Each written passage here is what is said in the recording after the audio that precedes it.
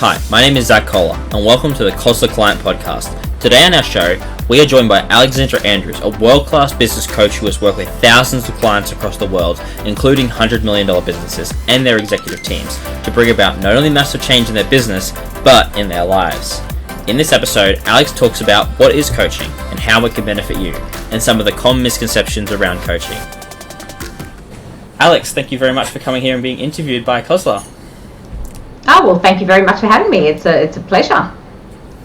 Good. Please tell us a bit about yourself and how you got started in coaching and what you do. Okay, well, look, I've been a coach for probably around about 13 years now, and I sort of feel like I've had a lifetime of being a coach, to be honest. Always helping people back in kindergarten. But look, yep. I had a passion for it because I really love to help people. I don't like people to suffer, and I think we waste so much time in terms of suffering or negative or limiting beliefs. So really for me, it was about just every career progression that I've had has always been doing my best to be able to help or train or lead a team of people. So it was quite a natural progression to be able to go into coaching. So I, as I said, started it about 13 years ago, and I keep on learning, I keep on reading. I'm pretty passionate about what I do, but really I love the results that I get for clients. So that's what really stirs me on, and I have definitely found my elixir of life's career. So when you said you were started in leadership positions and you moved up, what made you want to make the progression to coach? Because I believe you had a business before you started coaching, and then before you moved into this. Yeah, look, I've done many things, but yes, I had the last one that I had that I think you're referring to is an online shop. So what I ended up doing, I created an online shop that basically helped people either organize themselves, relax themselves, motivate themselves. So it was all sort of genres of products that could facilitate that behavior, whether it was organizational planners or meditation music or anything that could get people to use something to be able to facilitate a change. So I did that, and that was great. The thing was, my coaching business took off, and I couldn't do both. I couldn't physically do both, so I ended up selling it, which was fantastic. So I did that, and then I think it was more for me going into just that coaching to streamline what I was doing. The products were great, but you don't have that one-on-one connection with people, and you can't see what they're doing with it and how it's going. So it was a no-brainer. I ended up just being able to sell that and just go straight into more concentrated practice of one-on-ones. And also I go into a lot of corporations and do all the executives teams, and it's fantastic. So yeah, enjoying that. Yeah. So it sounds like helping people and really helping people succeed has always been a passion of yours. Has that always been the case, or was it something that you, as you worked through in your career path, you realized was your passion? How did that come about? How did you know what was your calling? Because I know a lot of people struggle with finding what they want to do in life and where they want to go, but it sounds like you've really fallen into that, and I'm just really curious about how that happened. Actually, it is a good question, because it's really intimidating for a lot of people to ask, what's my calling? But I think basically things that you get excited about. So, there are different things that we do within a day in whatever job we're in, and there are some things that we're really wanting to do because we're very motivated to do them, and things that we're dragging our feet with. So it's really identifying what it is that, you sparks joy, that you actually think, oh yeah, I love doing that bit of it. And it's fine-tuning what it is. So for me, it was the fact that when I can, when I'm doing something myself, if somebody's not quite sure how to do that, it actually excites me to be able to sit down and get them, up to speed with what they had to do.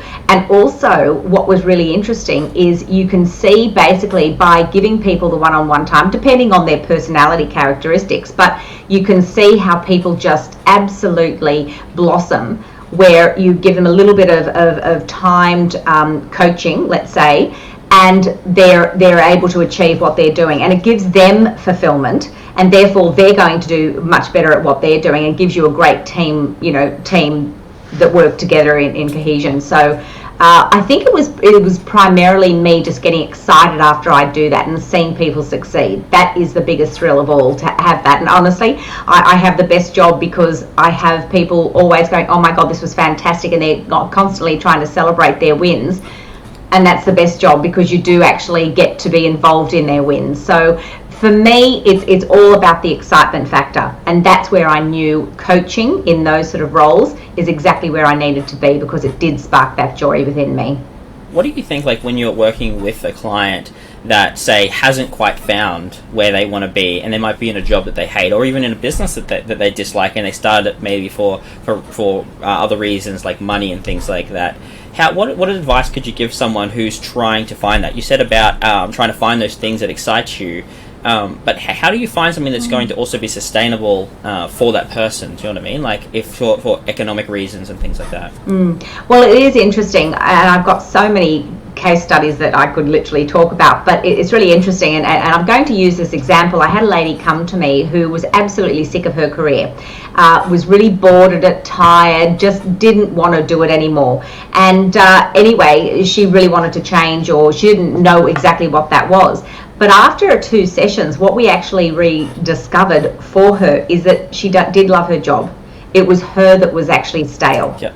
Okay, because that job fit in perfectly with her characteristics, and what ended up happening is by pulling it all apart and working out what her strengths and what she enjoyed. And again, remember I said to you, it's about the joy, it's about that spark that you have.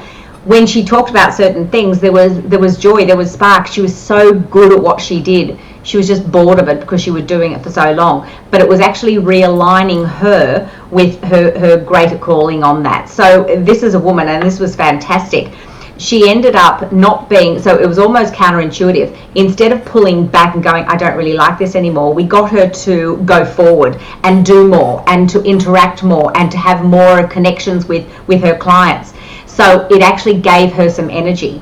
So in something like that, she came for one reason and ended up with something totally different. So really, coaching is about sometimes not what you think you need, meaning you might be thinking, oh, I'm stale, or I don't like this, or I don't have that calling. But when we discover you and that personal power, you actually work out what's really going to align with them. And sometimes we actually kid ourselves, or we have limiting beliefs or fear or boredom or something that's going on that's making us feel like we don't want to be doing something. And that goes on for anybody's job as well, by the way, because you'll have executives that are under so much pressure they don't want to be doing it.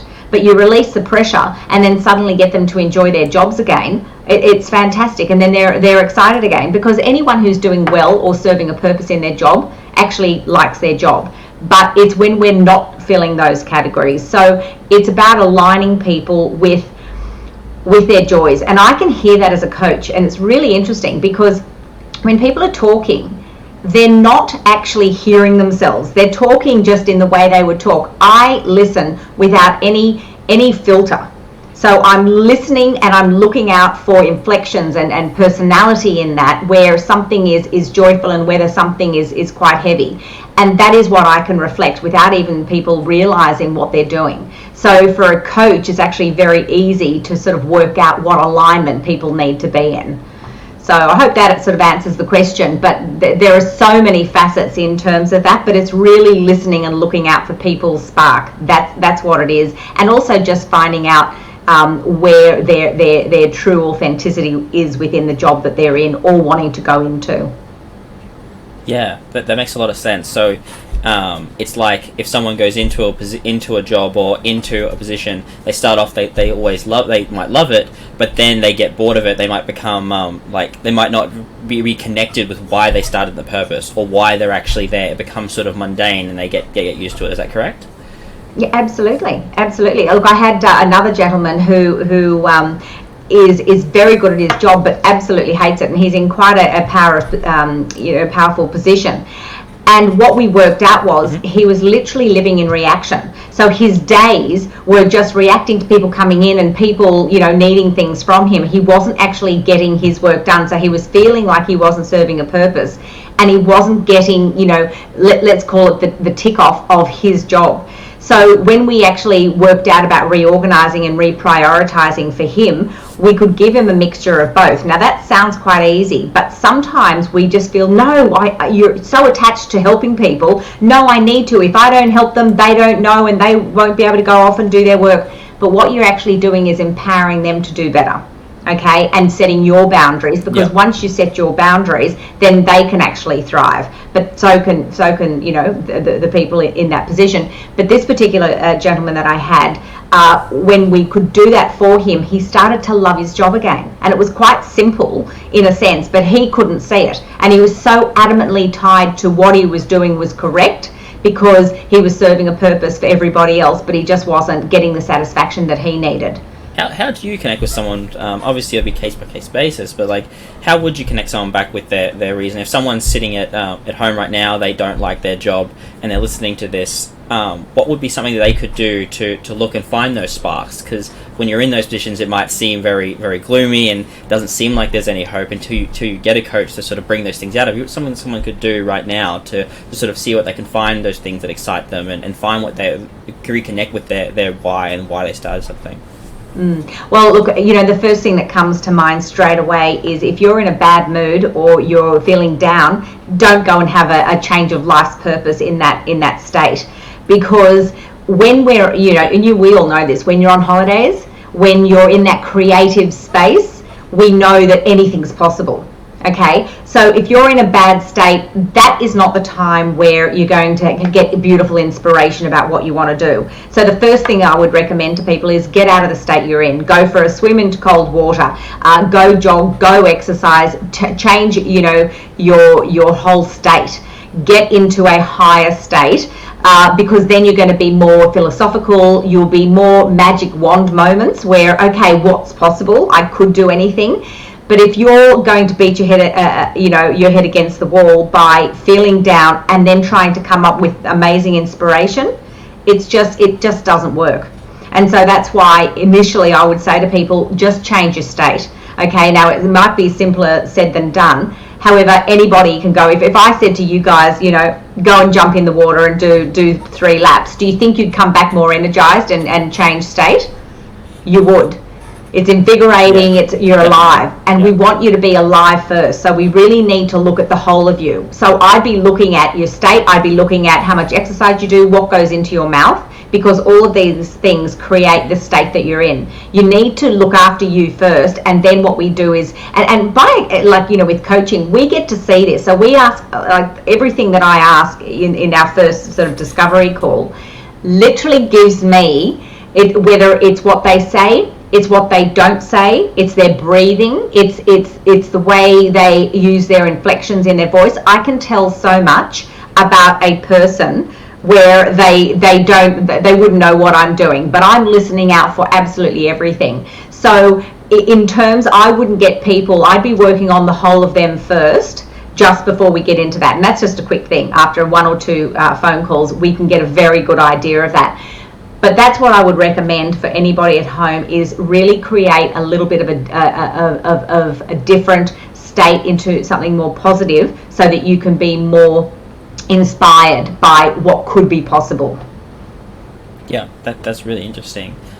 Going off something you said before, you said when people come to you initially, they might have a specific idea of what they want out of a coach, but a lot of times they come there with certain assumptions or certain things to solve, but then they end up, sometimes a good coach will turn it around and really look at the whole, and it might not be the same thing they're looking at. What are some of the things that people misunderstand about when they're coming to a coach, or what are some mistakes that people make when they come to a coach, for example?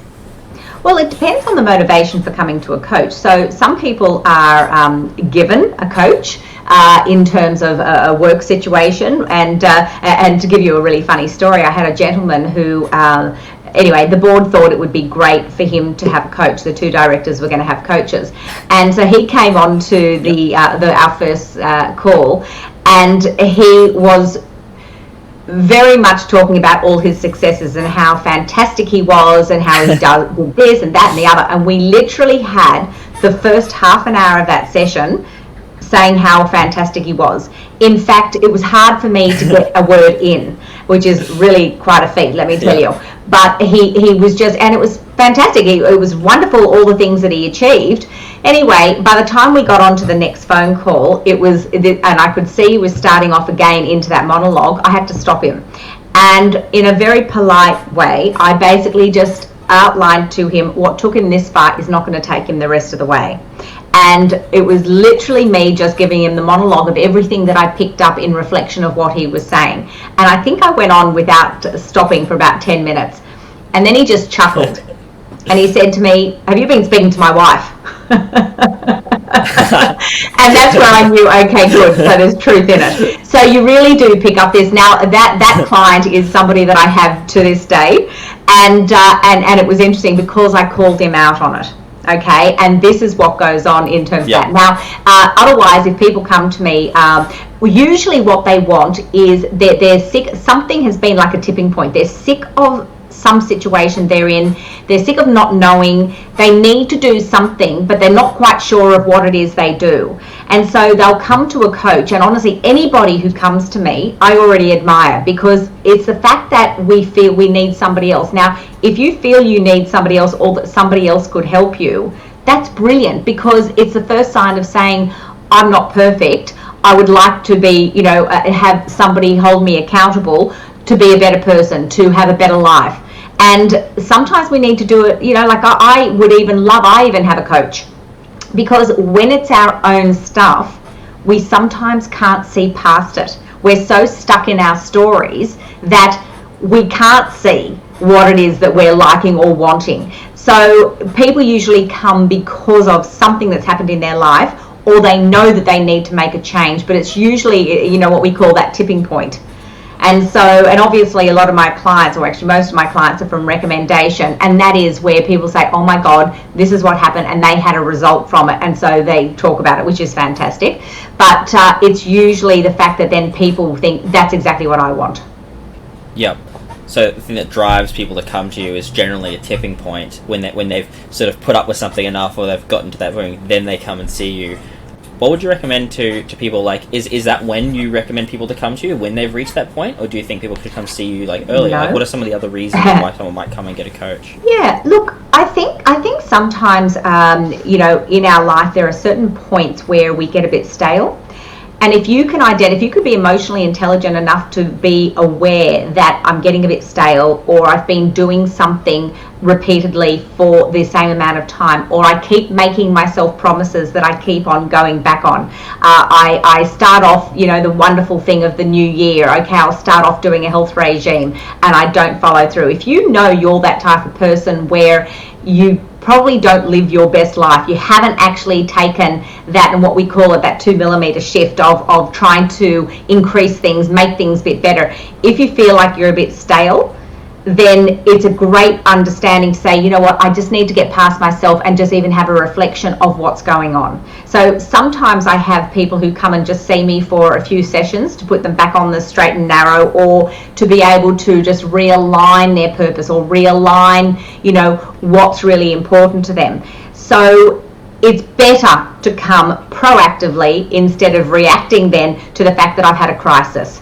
So whether it's, relationship, loss of job, pregnancy, whatever it is, there are so many catalysts for that. What's great is to be aware of where you're feeling stale and you're on that repeat, and letting yourself down. Because I think once you let yourself down, or even a team down, or you feel that you're second guessing yourself within a leadership role, you probably want to, proactively seek somebody out, just to be able to exactly tell them what's going on, so that it can be reflected and unraveled. And sometimes it doesn't take too long. I mean, a lot of my executives and business clients have been with me for almost the whole time I've been coaching.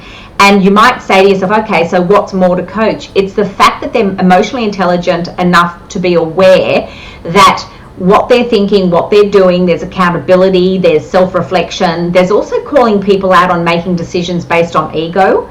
So, that's actually quite a big one, because whether you're in that leadership role, you're running a company, you're selling a company, coming from an ego point of view, whilst it can be beneficial in certain ways, it can also shoot you in the foot as well. So it's really keeping accountable on what decisions people are making. I'm not telling them what to do, but I'm uncovering what they really do want to do or what really is going to be correct for them. So it's really just keeping them accountable and reflecting certain things that go on and decision-making processes so that they make the best decision for themselves and the company. You talked about the 2 millimeter shift.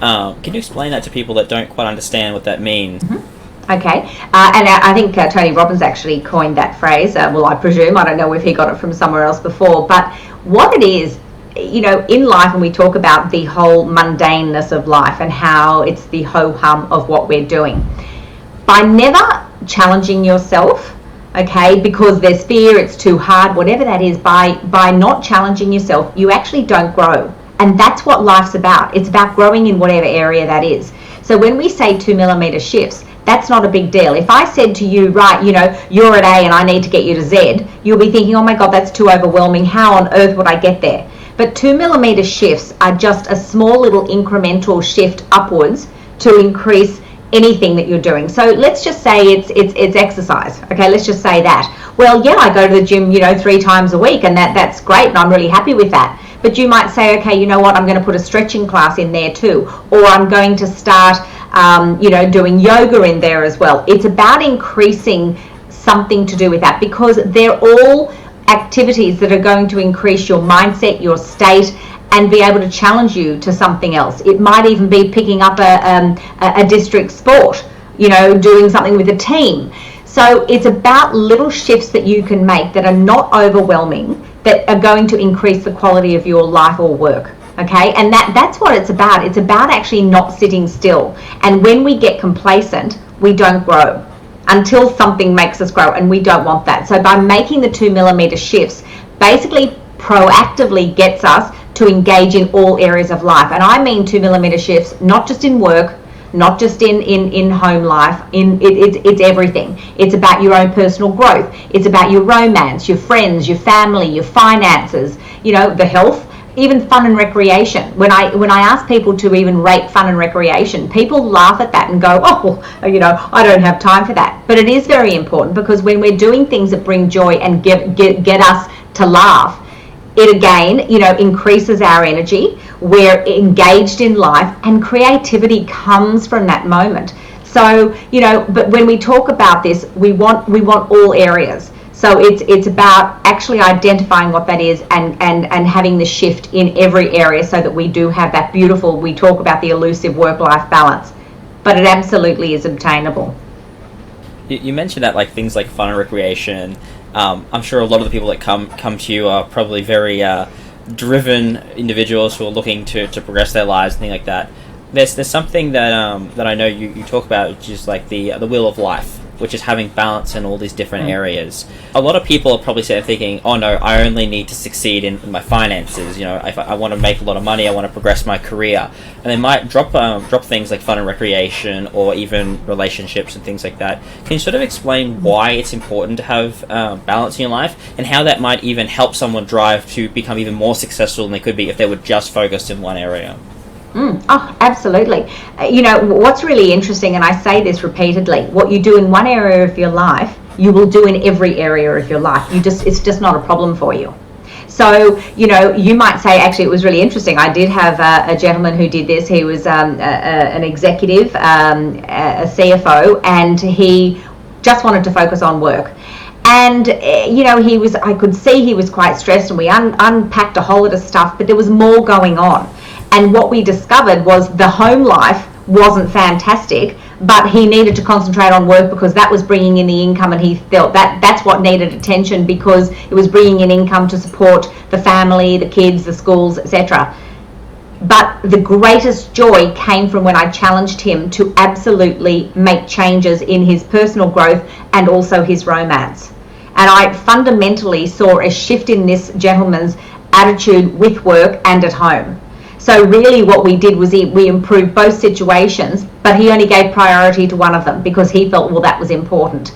And so what I end up saying in a lot of cases is the fact that when you improve the work-life situation, like, so that balance is more, well, balanced. It doesn't have to be perfect, but just to be in a lot more alignment, then it helps every area.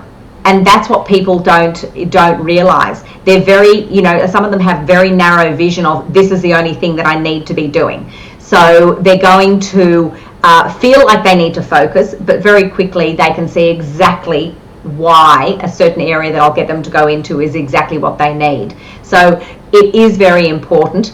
As I said, it does enhance every area, not just the one that they think is important. Well, that was absolutely fantastic, Alex. That was really helpful. I feel like a lot of people can take away a lot from that, really understanding what it was like to come to a coach, weigh out what it works, and really finding balance around every aspect of life to help them succeed in whatever area they want to do and solve those specific problems, even if it's a different solution to what they were expecting coming in.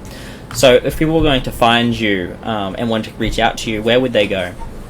Well, they could just go to my website, which is www.alexandraandrews.com.au, and as I said, just get onto that, and it has my contact details.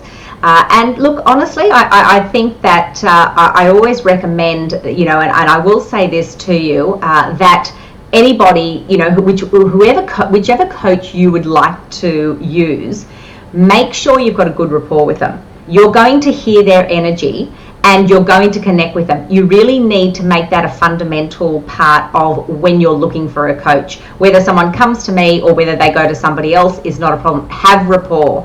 Know that you're going to be looked after and that someone's coming to you with certainty, okay? Because it is very important to feel very cradled and looked after in a coaching, relationship. But obviously, I'd love to have people come to me, but people are recommended to different people, and that's the only thing that I could recommend is really just check out the rapport. Just give them a quick call before. Yeah, totally agree. It's definitely important to have that connection with your coach, and also make sure that they're going to be able to hold you accountable, and there's that respect there. So absolutely, in a very kind way, but very firm way. Yeah. That's for sure.